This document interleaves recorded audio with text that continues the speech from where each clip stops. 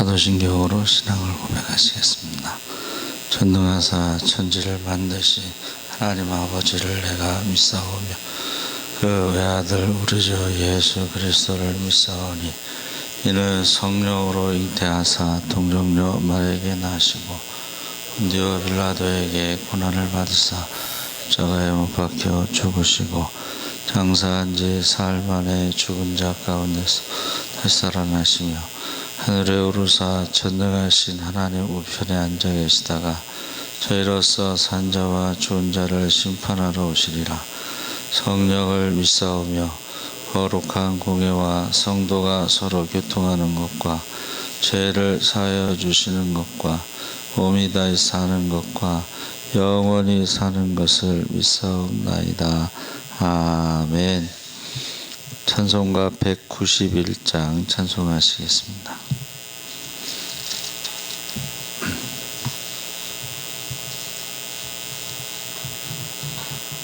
찬송가 191장 찬송하시겠습니다. 내가 매일 기쁘게 순례의 길 행함은 주의 팔이 나를 안보함이요 내가 주의 큰 복을 받는 참된 비결은 주의 영이 함께함이라. 성령이 계시네 할렐루야 함께 하시네. 좁은 길을 걸으며 밤낮 기뻐하는 것 주의 영이 함께함이라. 전에 죄에 빠져서 평안함이 없을 때 예수 십자가의 공로 힘입어 그 발 아래 엎드려 참된 평화 얻음은 주의 영이 함께함이라. 성령이 계시네 할렐루야 함께 하시네. 좁은 길을 걸으며 밤낮 기뻐하는 것 주의 영이 함께함이라. 나와 동행하시고 모든 염려 아시니 나는 숲의 새와 같이 기쁘다. 내가 기쁜 마음으로 주의 뜻을 행함은 주의 영이 함께함이라. 성령이 계시네 할렐루야 함께 하시네. 좁은 길을 걸으며 밤낮 기뻐하는 것 주의 영이 함께함이라. 세상 모든 욕망과 나의 모든 정욕은 십자가에 이미 못을 박았네. 어두운 밤이 지나고 무거운 짐 벗으니 주의 영이 함께함이라. 성령이 계시네 할렐루야 함께 하시네. 좁은 길을 걸으며 밤낮 기뻐하는 것 주의 영이 함께함이라. 아멘. 하나님 말씀은 이사야 55장 10절에서 13절까지 말씀을 보겠습니다. 1036쪽에 있습니다.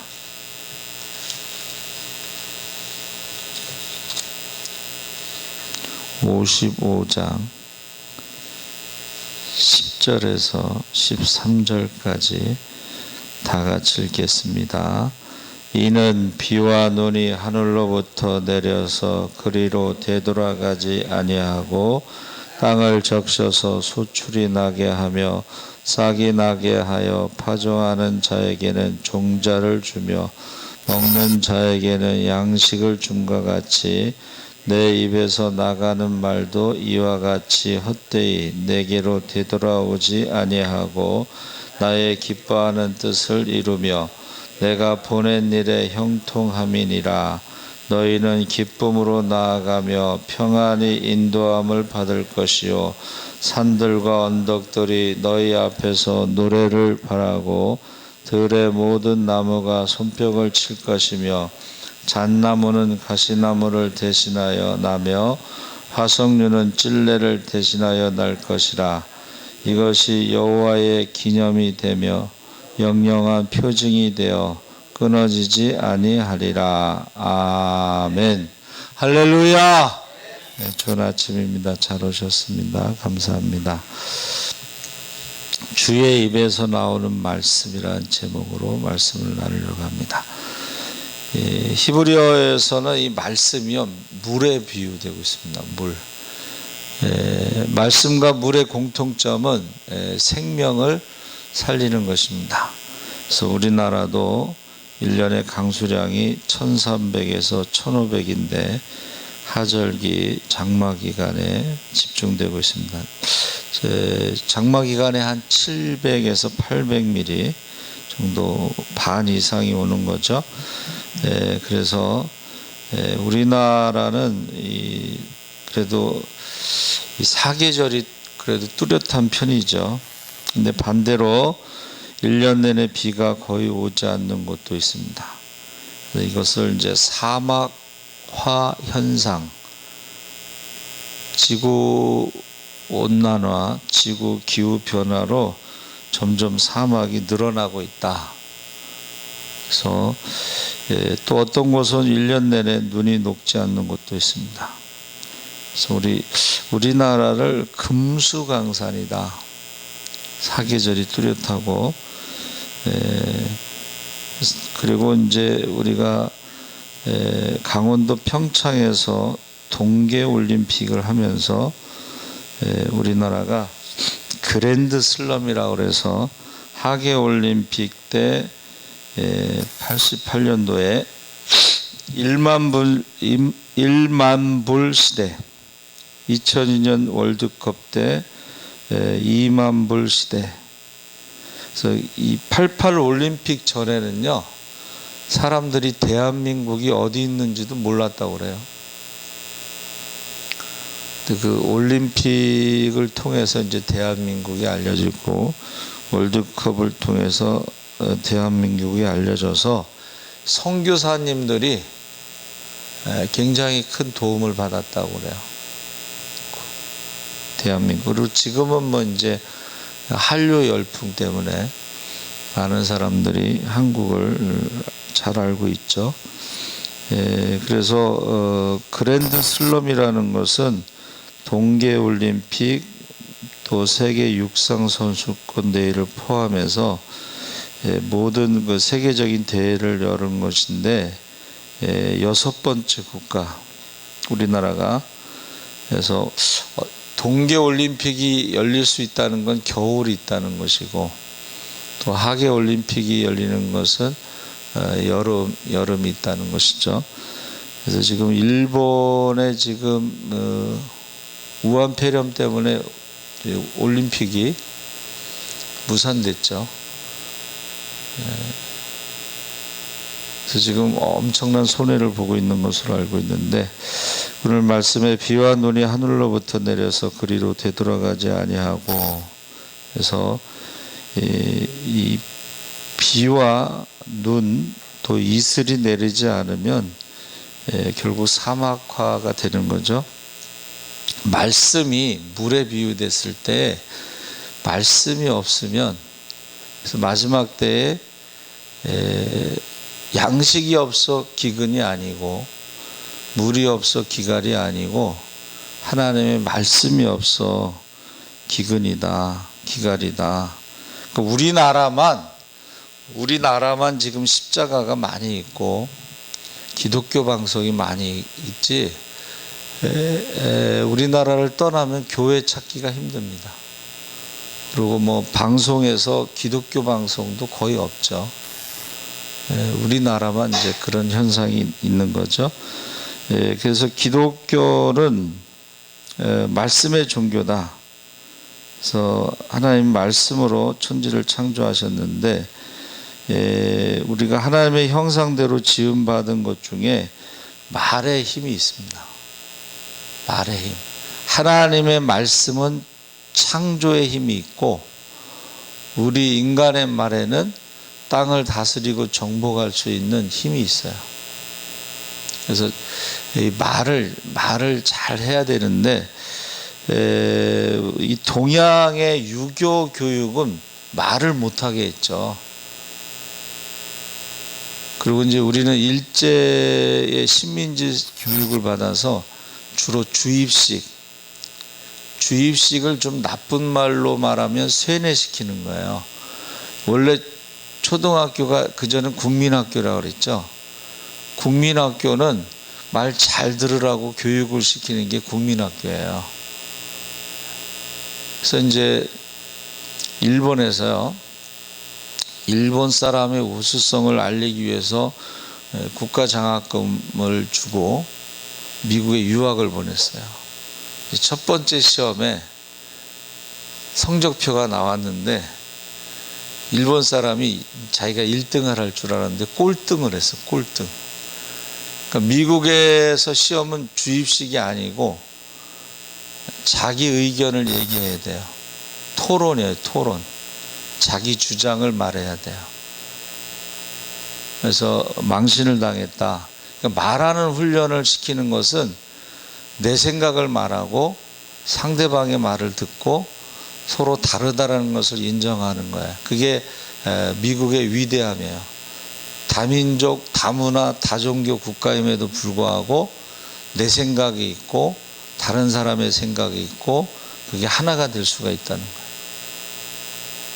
그래서 미국의 그 국가주의, 내셔널리즘은 평상시에는 막 싸워도 전쟁이 일어나면 하나가 됩니다. 그래서 원래는 그 선거가 있기 전에 전쟁이 일어나요. 그러면 현직 대통령이 유리하게 되는 거예요. 이스라엘도 마찬가지죠. 어려서부터 말하는 그 교육을 시키잖아요. 하브루타라고 하는 교육이 뭐냐면 친구, 동료, 짝꿍인데, 짝꿍이라는 게 뭐예요? 서로 질문하고 대답하고 질문하고 대답하고 논쟁을 하는 거예요. 사실은 디베이트를 하는 거예요. 근데 우리나라 사람들은 논쟁을 하면 원수가 되죠. 근데 거기는 논쟁을 하고 나서는 친구예요. 논쟁을 해도 친구. 그래서 유대인은 30명이 모이면 정당이 30개가 된다. 그런데 전쟁이 일어나면 하나가 된다. 그렇게 말하고 있습니다. 그래서 기독교는 말씀의 종교인데 하나님께서요, 이스라엘 백성들에게 말씀을 주셨어요. 그리고 생각과 마음과 느낌과 판단에 출입과 범사에 하나님은 말씀으로 간섭하신다. 그렇게 말하고 있습니다. 그래서 하나님의 입에서 나오는 말씀의 권세는 살리기도 하고 죽이기도 하고 높이기도 하고 낮추기도 하고 말씀의 권세가 있어요. 그래서 본문에서 보면은 이 비와 눈처럼 임하는 하나님의 말씀을 따라 살아가면 우리가 어떤 복을 받나. 그래서 하나님의 기뻐하시는 뜻을 이루신다 그랬습니다. 하나님께서 우리에게 주시는 것은, 하나님의 생각은 사망이나 저주가 아니고 생명과 축복이다 그랬어요. 너에 대한 나의 생각은 사망이나 저주가 아니고 생명과 축복이다.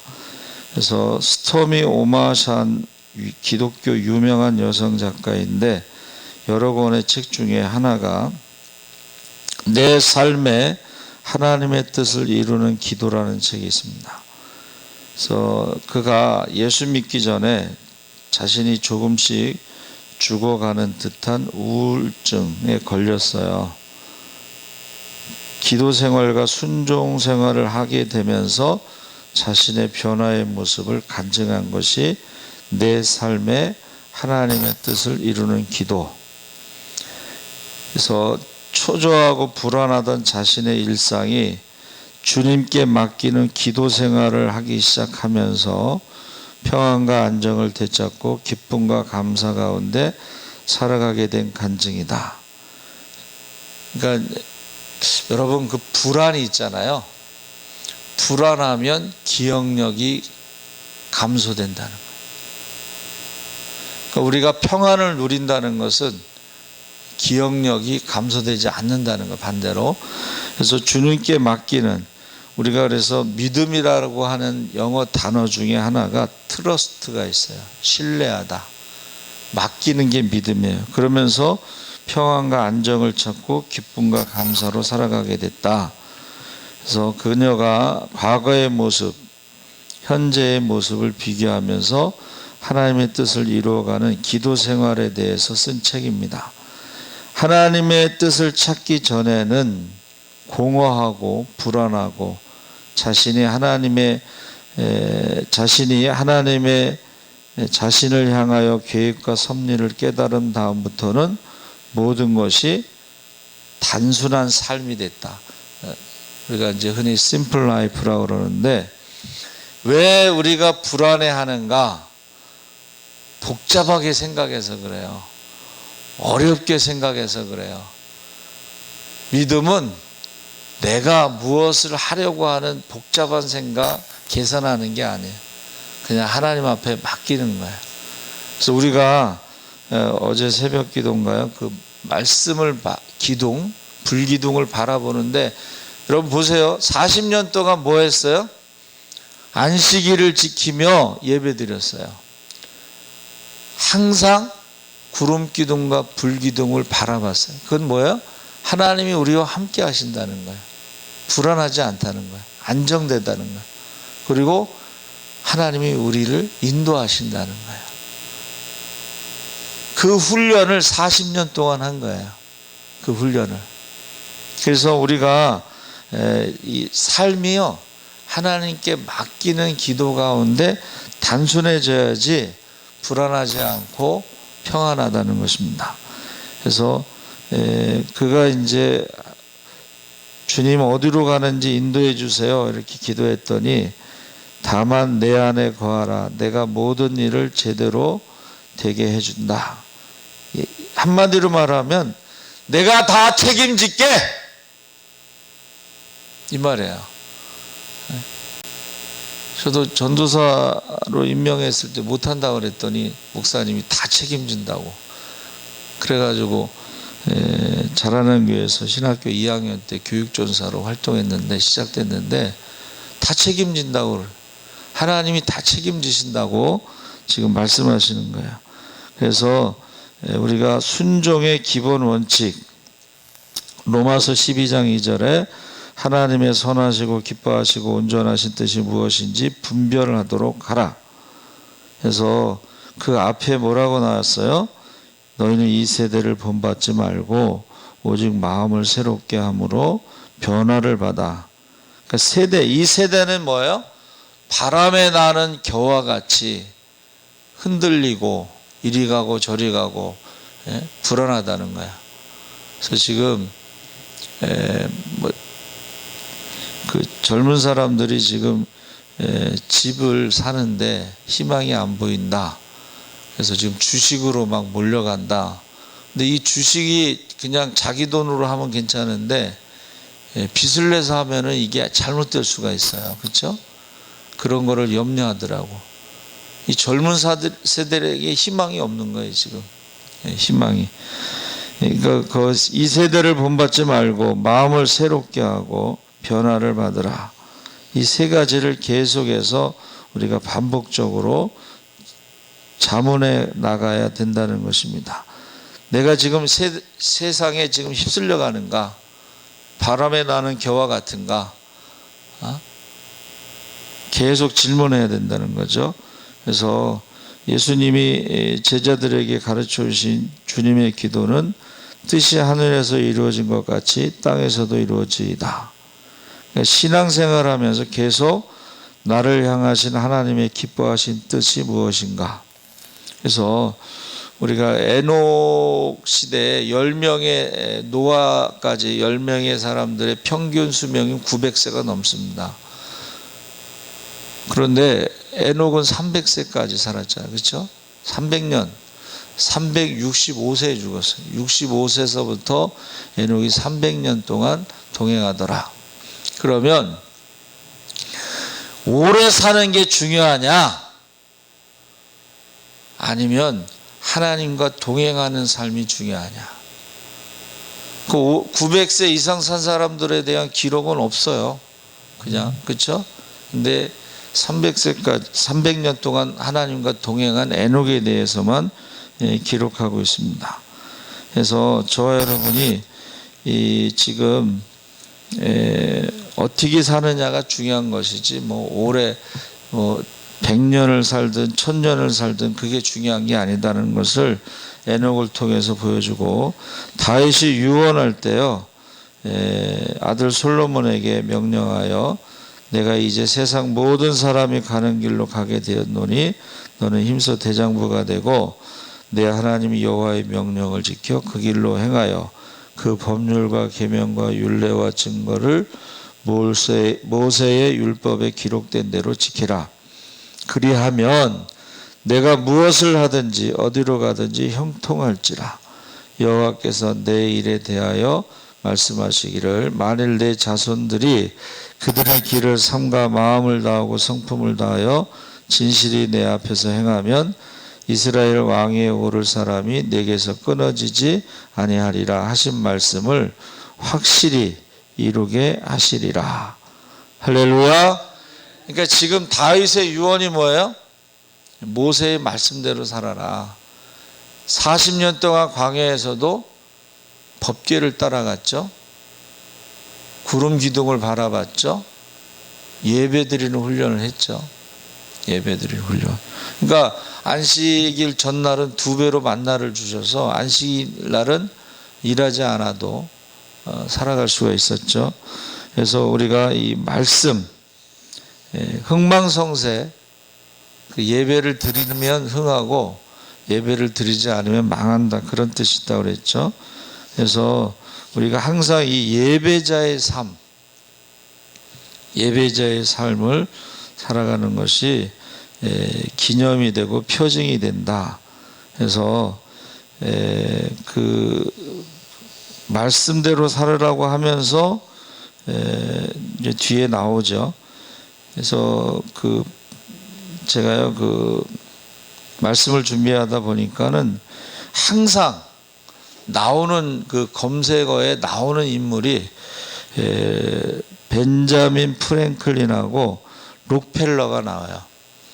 벤자민 프랭클린은 청교도의 13가지 덕목을 실천하면서 살았다. 록펠러는 그가요 33살에 백만장자가 되고 43살에 미국 최대의 부자가 되고 53세에는 세계 최고의 부자가 되었는데 전혀 행복하지 않았다는 거예요. 왜 그러냐면 55세에 병들어서 뼈만 남아있고 우유 한 모금 제대로 못 마시고 과자 한쪽 목에 못 넘기던 그가 병에 걸렸다는 거예요. 그렇죠. 세계 최고의 온천하를 얻어도 목숨을 잃으면 무슨 의미가 있겠어요. 그런데 그가 인생이 변하는 계기가 있는데 이제 뼈만 남아서 병원 휠체어를 타고 검사실로 가고 있는데 병원 벽에 주는 자가 받는 자보다 복이 있다, 그 말씀이 딱 걸려 있었어요. 그때에 사도행전 20장 35절 말씀이 걸려 있었을 때 전율이 일어나고 눈물이 핑 돌면서 이상한 기운이 온몸을 감싸는 것을 느꼈다고 그래요.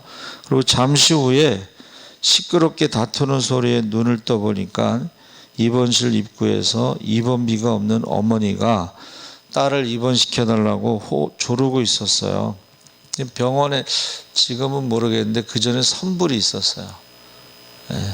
그래서 이제 비서를 시켜서 입원비를 몰래 줬는데 그때부터 56년 동안 55세에서 56년 동안 주는 자의 삶을 살았다. 그래서 56년의 생애 가운데 가장 기쁜 순간이 그 입원비를 내주는 순간이었고, 그 후로 43년을 남들을 돕는 섬기는 일에만 앞장서서 회복이 되었는데 98세까지 43년, 56년, 98세까지 장수를 하셨다고 그래요. 그가 남긴 거는 뭐 어마어마하죠. 록펠라 대학교 수천 개의 교회를 짓고 결국은 뭐 하여튼 많은 일을 했는데 그가 1950년대에 그의 아들이 대를 이어 좋은 일을 계속할 것을 기준으로 해서 25억 불, 지금으로 말하면 뭐 2조 6천억 정도를 기부를 했어요. 그러니까 저와 여러분이 이 말씀대로 살았을 때에 그가 축복받은 것을 대표적인 인물이에요. 그래서 이게 뭐예요? 이게 기념, 표징이 되는 거예요. 축복받은 자의 표징이 뭐냐면 표시. 기독교의 표징이 뭐예요? 십자가죠. 원래 기독교의 표적은 처음에 물고기였어요. 물고기는 헬라어로 익투스, 예수 그리스도 하나님의 아들 구세주라는 그 약자가 물고기라는 이름이에요. 그리고 그 다음에 오병이어가 기독교의 표징이었어요. 그 다음에 이제 십자가. 왜냐하면 십자가는 이제 사람들이 꺼려하니까. 근데 나중에는 이제 십자가가 기독교의 표징입니다. 그리고 기념이라고 하는 것은 여기서 가시나무 인생이 찔레 인생으로 끝나기를 결코 원하지 않으셔서 우리를 말씀대로 살면 잣나무 인생으로, 화석류 나무 인생으로. 이 화석류는 상록수의 관목으로 평화를 상징하는데 잎이 반짝거리고 분홍색과 흰색의 꽃이 핀다고 합니다. 그래서 저와 여러분이 사람은 죽어서 뭐를 남겨야 돼요? 이름을 남기. 그게 기념이라는 뜻이에요. 셈이라는 것이 이름이고, 그 다음에 표징이라는 것은 표시. 그래서 우리가 기념, 이름을 남기는 인생, 어떤 표징, 축복, 그러면 록펠러처럼 뭐 하면 뭐 이렇게 떠오르는 그 표징 인생을 살아가야 되지 않느냐. 그러기 위해서 어떻게 해야 돼요? 우리가 말씀으로 살아가야 된다는 거예요. 그래서 벤자민 프랭클린도 그렇고 지금 록펠러도 그렇고, 벤자민 프랭클린 효과 뭐 이런 여러 가지가 나와요, 검색하면. 근데 그들의 특징이 뭐예요? 말씀대로 살았다는 거예요. 말씀대로. 주는 자가 복이 있다. 주는 자가 복이 있다. 지금 우한폐렴 시대의 전도를 사람들이 못하고 있잖아요. 근데 전도가 뭐냐 물어보면 섬김이라고 그랬잖아요. 여러분, 우한폐렴에 섬김이 더 필요합니다. 할렐루야. 섬김이 더 필요해요. 그러니까 주는 자가 복이 있다. 하나님께서 가난한 자에게 구워주면, 빌려주면 그건 하나님께 빌려주는 것이고, 하나님이 이 땅에서도 갚아주시고 하나님 나라에서도 갚아주신다 그랬어요. 1+1이에요.